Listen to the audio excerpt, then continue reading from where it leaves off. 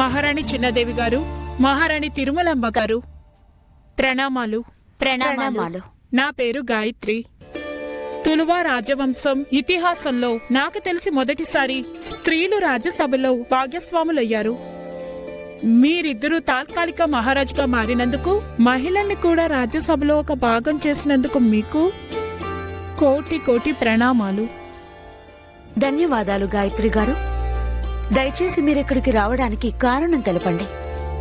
మహారాణి గారు, నేనొక అనాథాశ్రమానికి సంచారకురాల్ని.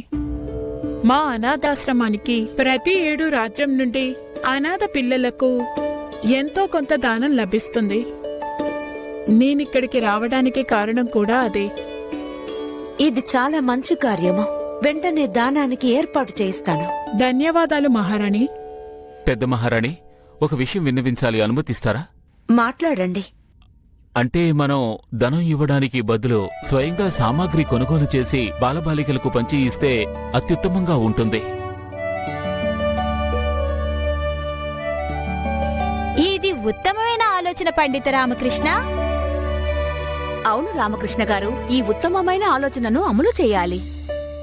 మేమిద్దరం రేపు అనాథాశ్రమానికి వచ్చి బాలబాలికలకు మా చేత్తో బహుమానమిస్తాం. ధన్యవాదాలు మహారాణి.